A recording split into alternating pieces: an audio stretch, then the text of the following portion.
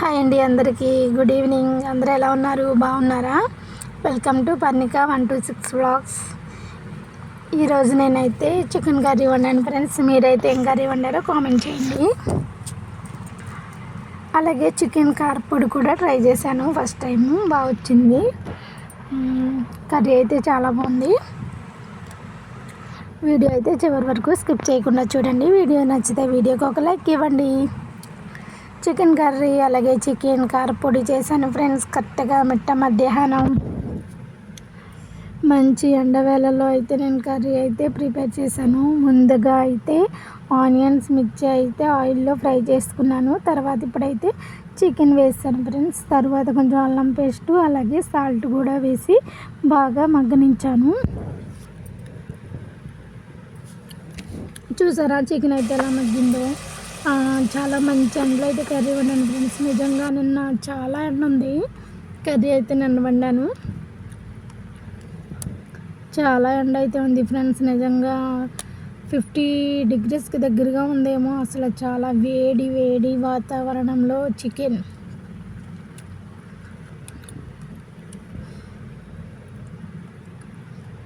అసలు ఆఫ్టర్నూన్ అయితే కర్రీ కూడా తినలేకపోయాం ఫ్రెండ్స్. ఇంక ఈవినింగ్ అయితే కొంచెం మంచిగా అయితే తిన్నాము.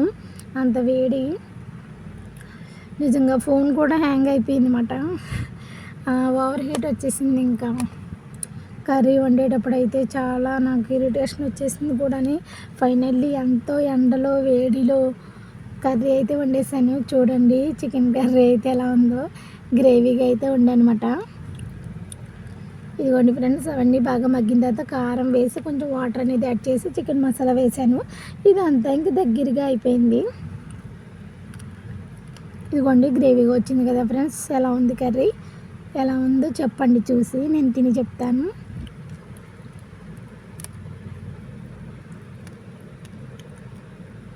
వీడియో అయితే చివరి వరకు చూడండి. వీలైతే లైక్ ఇవ్వండి ఫ్రెండ్స్, ఓకేనా?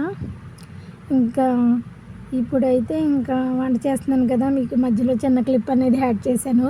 చాలా భయంకరమైన వేడి మాట. అసలు నిజంగా బయటే వండుతున్నట్టే ఉంది, ఇంట్లో వండుతున్నట్టుగా అయితే అస్సలు లేదు. ఫోన్ అయితే ఓవర్ హీట్ వచ్చేస్తుందని ఇంక నేనైతే ఏసీలోకి వెళ్ళి ఒక 5 నిమిషాలు కూర్చొని వచ్చి మళ్ళీ వంటగదిలో ఉన్నాను. నిన్నైతే చికెన్తో చాలా కష్టాలు వచ్చి పడ్డాయి నాకు. ఇప్పుడైతే చికెన్ కారపొడి అయితే చేస్తున్నాను ఫ్రెండ్స్. ఎండుమిరకాయలు, వెల్లుల్లిపాయలు అలాగే ఆనియన్స్ తీసుకున్నాను. కొంచెం కరివేపాకు, ఇవన్నీ కడిగి పక్కన పెట్టుకున్నాను.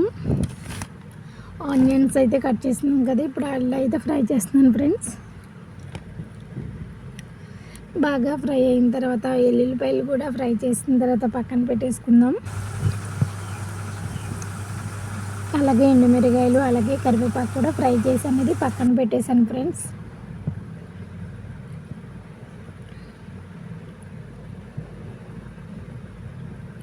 ఇప్పుడైతే ఇంకా అదే ప్యాన్లో అయితే కొంచెం చికెన్ తీసాను, కారపొడి కదా ఇది కూడా వేసాను. ఇదైతే బాగా ఫ్రై అవ్వాలి.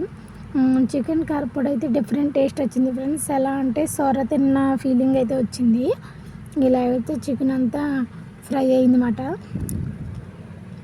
ఇప్పుడైతే ఇంకా ఈ పేస్ట్గా చేయాలి కదా ఫ్రెండ్స్. ఇంకా ఎండుమిరకాయలు అలాగే వెల్లుల్లి అలాగే ఆనియన్స్ అవన్నీ పేస్ట్ చేసిన తర్వాత చికెన్ కూడా వేస్తాను.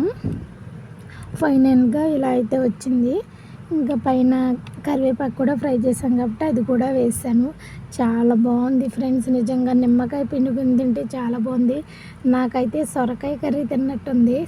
సొరకాయ చాలా డిఫరెంట్ టేస్ట్ అయితే వచ్చింది ఫ్రెండ్స్. చాలా బాగుంది.